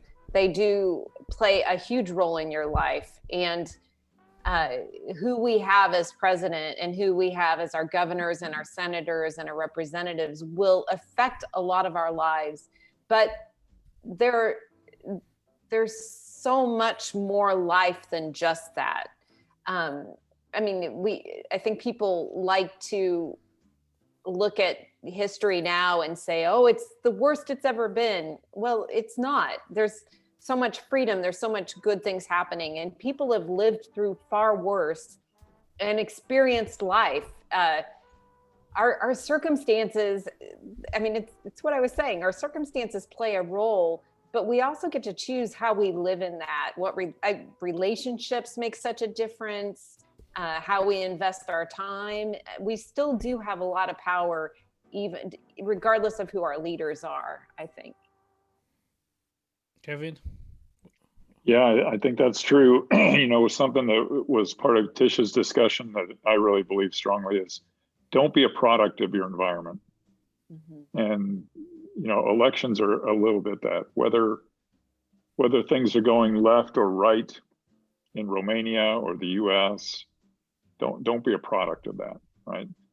Blaze your own path and don't be swayed by circumstances. So the election won't really change my life one way or the other. I have a strong point of view, but it won't significantly change my life. I mean, I'll look for what the influence of that might be, but you want to get early in your life, get beyond some of the macro issues that take place in your country and focus on where you can make a difference and what's going to drive your success and acceleration. And sometimes, the phrase I use a lot of that stuff is just noise. Kevin, I receive questions. I will just answer 2 more and then we will move to the next part of the meeting. So it's about elections. Someone asked, what's your take on the voting system in the States? Because right now when we look, we don't get it. I mean, we get it, but it's too complicated for us because we see you have the states, then you have the counties, and then you have the electoral votes. So right. Do you like this system? What's your take? I love our system. It's genius. Mm-hmm. What's in the Constitution of how we elect senators, the House, how we elect presidents, how we appoint people to the Supreme Court, it's pure genius. It has so many checks and balances to make sure that we never get off the path. It is, when you study it, and people around the world that have studied it, and I majored in political science, it's between the Declaration and the U.S. Constitution, it is absolute genius. And people always find the flaws and want to change it.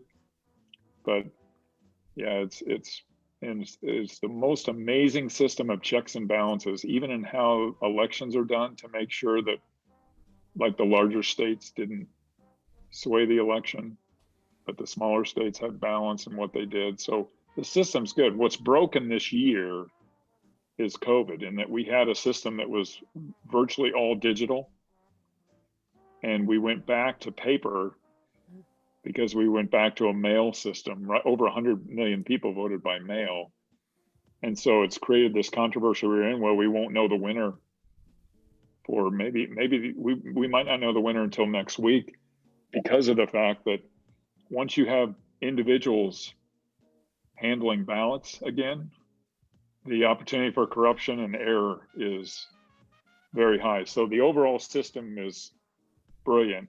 What's going on today because of mail has created havoc, but COVID created that. No one created that. We had a circumstance to deal with. And if people weren't willing to go vote in person, they had that option to vote by mail. And once you put something on paper, it can move around. They're finding ballots everywhere. So we'll see. Tisha, do you have a comment? If not, I have the last question. Just one comment. I do think I like our system. It's confusing. The electoral college thing is very confusing, and I know that's a thing people complain about a lot, but it enables, we have some states that have a huge population and some states that don't have that have a much smaller population, and it protects the smaller populated states from being overrun by the ones with the big cities. So it kind of levels the playing field so everybody can have a chance to participate. And that's what I like about it. A lot of times people complain about things like that and want to change it because they want more power. They don't like how that levels the power. And I always feel reluctant when we give one team more power, because if you flip it, even if I would agree with the team that's getting more power, if they're no longer in office and the other team's in office, then they have all the power. So I really like the balance of power. I know it's a struggle and it doesn't make it easy, but I think it's really helpful and healthy. So the last question for you before we move on, and is we live in this society that our tendency is to look on the other side, that it's bad, and we think is the end of the world, it's near. But what's your advice for students and to the ones who are participating tonight for making this world a better place? What's your one advice that you can give? Wow, that's a deep question, Jonas. It's making the world a better place. Well, I mean, we've talked a lot about these themes, but give back, be unselfish, right? Put others first. And it's amazing how that comes back to bless you. It makes no sense. But when you care more about others than yourself, great things happen in life. It makes no sense based on what you're probably taught or grow up with, but it turns out to be true in the end. Tisha?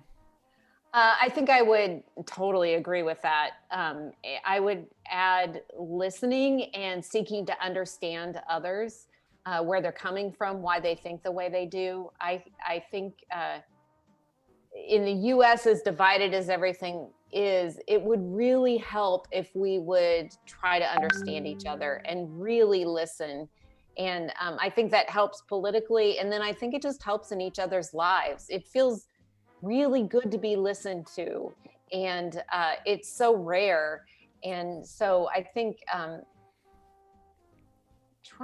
just listening to each other and really seeking it out would make a big difference in small ways and ultimately in big ways.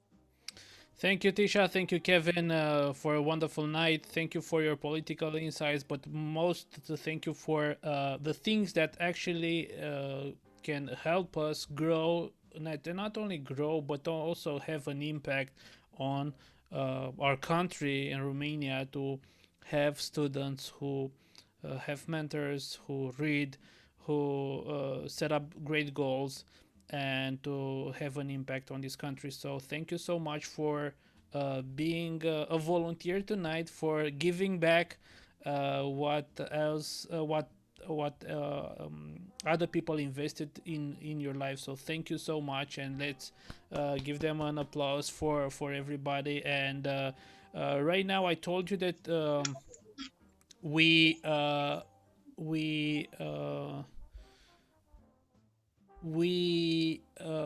giving the opportunity not only to speak about these things like leadership, like having a mentor, but we want to give you an opportunity to actually to do something good. So I want to invite again my colleague Claudio to speak about a great opportunity that you can be a part of it. Yeah. So Claudio. Okay, thank you very much, Ionuț. Okay, shall I get to the Romanian? Yes. I think it will be better. Bun, păi cum zicea și Ionuț, cumva vrem pe lângă procesul acesta de mentorare, cumva să și aveți undeva unde să puneți în practică lucrurile pe care le învățați și care puteți cumva să găsiți un mod în care să faceți acest voluntariat. Și noi am început pe partea de ASE un mic proiect cu 7 sesiuni de workshop-uri, de cumva niște serii în care cumva să și învățăm, să putem socializăm puțin împreună. Și am luat cumva fiecare nivel al piramidei lui Maslow de nevoi și discutăm pe tema, pe fiecare nivel, cum ne afectează și ce soluții putem avea pentru a ne ajuta să trecem mai ușor peste situația aceasta cu virusul și online, cumva noi fiind împărțiți în online și offline, și cumva să ne găsim mult mai ușor echilibru. Pe lângă și cumva acesta ar fi unul dintre proiectele pe care noi ne-am gândit să le facem pentru studenții din facultate și cumva să le oferim un ajutor să își găsească mult mai bine echilibru în această lume online și offline. Dar pe lângă această oportunitate de implicare, mai avem și alte idei pe care vrem să le ducem la bun sfârșit și pentru aceasta avem nevoie de oameni pentru a le putea face, eventual diferite evenimente în care putem să ajutăm oamenii de sărbători să aibă parte de ceva, având în vedere că situația nu este foarte roz sau nu se anunță prea roz. Și tocmai de acestea putem să, dacă doriți să vă implicați în aceste activități pentru ajutorare, să puteți să aveți un loc. Cum să zic, fiecare dintre voi aveți abilități pe care pot fi folosite. O să fie nevoie de oameni care să se ocupe de partea asta de strângere de fonduri, cumva să găsim fonduri pentru a putea să ajutăm acei oameni care se ocupe de găsit oameni și eventual și parte de mai tehnică în zona de marketing, pe partea de promovare, cumva să intrăm mai bine pe partea de rețele sociale, să ne promovăm mai bine, sau chiar parte și mai tehnică în zona de IT, cumva să facem site, aplicație. Cumva oportunități sunt pentru voi să vă implicați. Cum zicea și domnul de mai devreme, este o cultură a voluntariatului care cumva ar fi bine să crească și la noi aici în România, că nu este vorba doar de a umple o linie sau două într-un CV, ci e vorba de a aduce ceva înapoi din ceea ce ți s-a oferit ție la rândul tău. Și fiind prin facultate și trecând în anii respectivi, am văzut că sunt persoane care au diferite abilități, mai mult sau mai puțin, dar mai mult de atât sunt persoane care au nevoi, mai mult sau mai puțin. Și prin aceste acte de voluntariat putem cumva să balansăm un pic lucrurile să fie mai echilibrate. Așa că vă invit pe fiecare dintre voi să aplicați la acest proces de mentorat și mai mult de atât să construim diferite proiecte pentru a beneficia și a ajuta nu doar studenții din facultățile în care facem parte, eu vin cumva din zona de ASE, și comunitățile de oameni care chiar sunt în nevoie. Mulțumesc, Ionuț! Bă, mulțumesc, Claudiu, foarte frumos, apreciez mult dedicarea ta și ce idei, știu că ai de gând să dezvolți la ASE mai multe proiecte, unul fiind platforma asta prin care vrei să-i ajuți pe oamenii care sunt în nevoi, în special acum că iarna se apropie, să dezvolți o platformă împreună cu alții prin care să venim în ajutorul oamenii care sunt în nevoi. Și oamenii, dacă vreți să vă înscrieți, Cristi a pus în chat grupul unde puteți să intrați în comunitatea Liderii de Mâine sau puteți să luați legătura cu unul, să ne scrieți în chat și o să vă contactăm. Acum vreau să dau legătura la Cristi Voiculescu pentru ultima parte din întâlnire. Cristi, dacă stai și unmute, te auzim. Party, dar mie m-ar fi știu mai multe. În sfârșit, hai că zic eu că dacă tot vă place de mine, vreau să mulțumesc că ați stat până acum. Știi, când te duci la orice conferință, cea mai mare șmecherie sunt pauzele, adică cel puțin așa e pentru mine. E frumos conținut, îmi place, dar la pauză îmi place și mai mult, că mai stai de vorbă cu cineva, mai bei o cafea, mai lucruri de genul ăsta. Așa că și sfârșitul conferinței, când tot așa mai stai cu oamenii pe hall-uri, mai discuți. Acum, nu putem să facem exact chestia asta aici, deși cafele putem să ne aducem fiecare, dar un Connect Party putem să facem. Și așa că pentru următoarele minute, toți cei care rămân la Connect Party, o să ne împărțim pe camere și random putem să stăm de vorbă cu oamenii pe care se nimeresc să fie la noi în camere. Avem și niște întrebări dacă aveți blocaj pentru ce ați putea să întrebați. O să vi le pun în chat. Alegeți să puneți o întrebare sau să răspundeți la o întrebare. Vă negociați între voi. Vi le-am pus aici pe toate în chat și o să fac camerele random și 2 câte 2 o să ne nimerim cu cineva. Deci stai așa să văd dacă am pus unde trebuia. Da, am pus. Ok. Ce? Deci, ce ai preferat din ce? Din ale, sunt doar... Ok, deci sunt 3 seturi de întrebări, dar tu nu trebuie să iei decât dintr-una.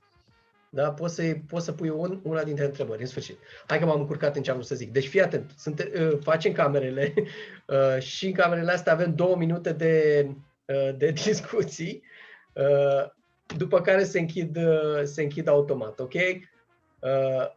Așa, vom da drumul la camere chiar acum.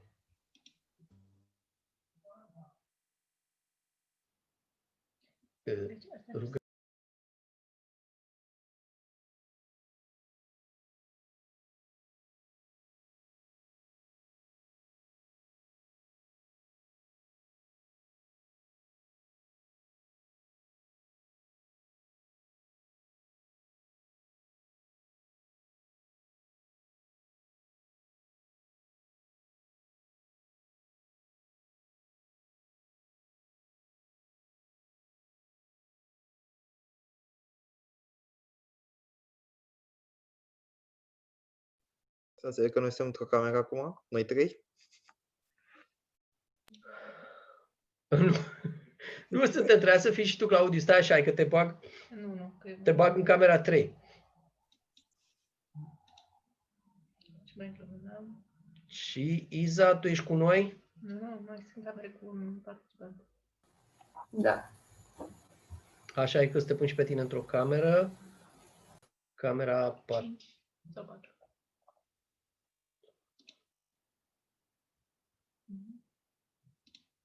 Așa.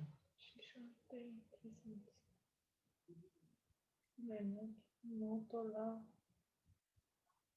Nu, trebuie să mă de aici pe cineva. Pe Bianca. Da, mă tot la cine? Aici. Acolo, da.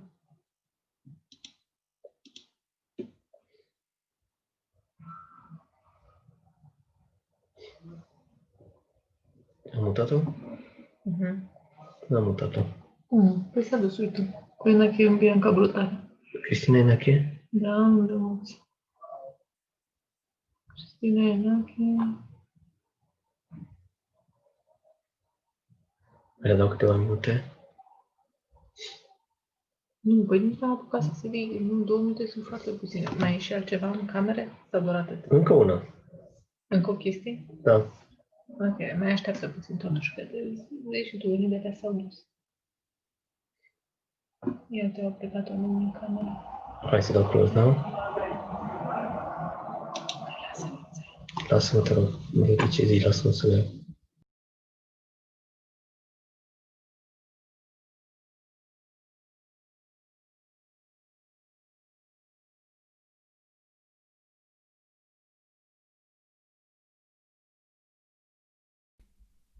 Bun, Cristi. O te auzim. Hai cu unmute. Așa, deci fiți atenți, n-am mai făcut genul ăsta de petreceri până acum, deci trebuie să... Da, asta, mulțumesc pentru pentru înțelegere. Nici eu n-am înțeles tot ce trebuia să fac. Mai facem încă o serie, deci alegeți ce preferați, la întrebarea, ce preferați, economisire sau cumpărături. Poți să alegi să pui întrebarea sau să primești, sau să răspunzi la ea. Asta era ideea. Ok? Hai că mai facem încă o dată camerele. Dacă vă găsiți singuri într-o cameră, mai așteptați un pic că parașutăm pe altcineva în cameră la voi. Da? Ok. Haideți că deschid din nou camerele. Și dați join.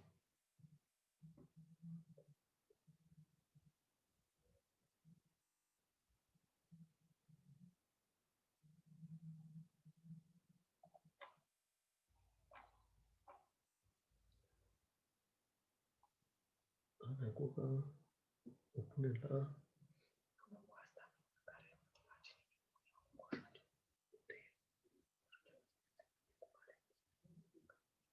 Cum?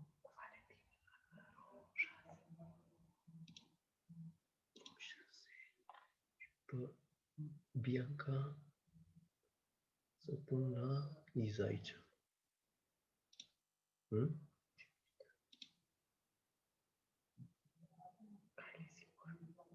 Kyle?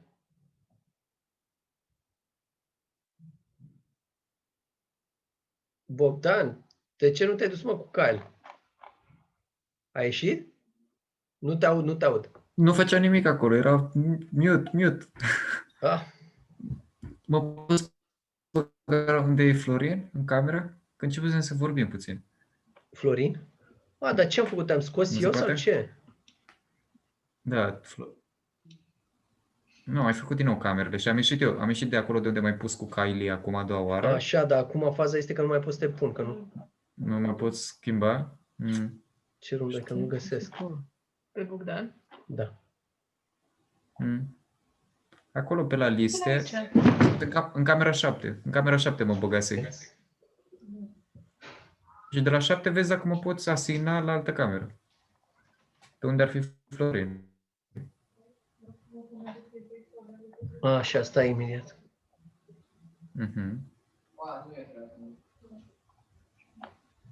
Gata, trebuie să închidem acum, asta e. Sorry. Nu e nimic.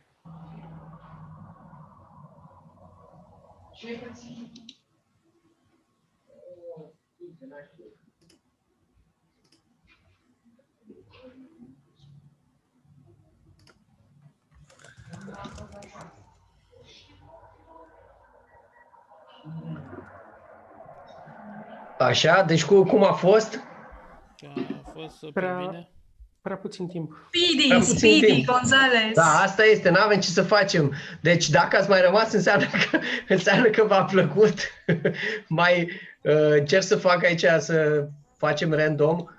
Asta e, unii tragem paiul cel mic și și nu avem ce să facem, ne trezim singuri sau până facem toată conexiunea. Hai să mai deschidem o dată, la fel. Mai alegeți o întrebare sau să răspundeți la întrebare. Ok?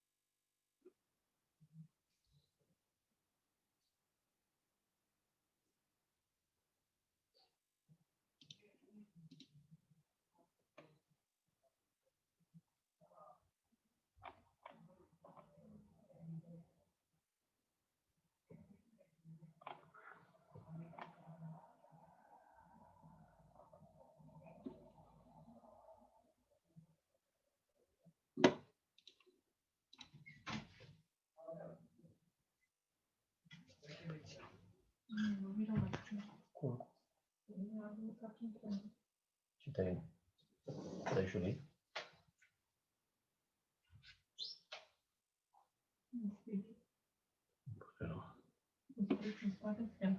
Da.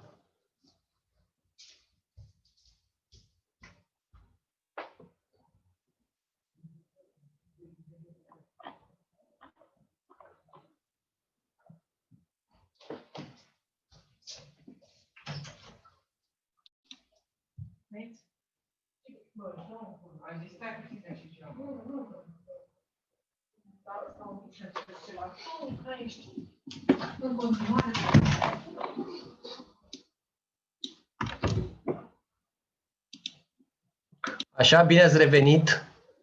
Bine ați revenit. Așa că la toate, așa cum ziceam, la toate conferințele, vrei să faci chestia asta, mai vrei să faci și un schimb de cărți de vizită și câteodată îți iese și, sau mă rog, de contacte.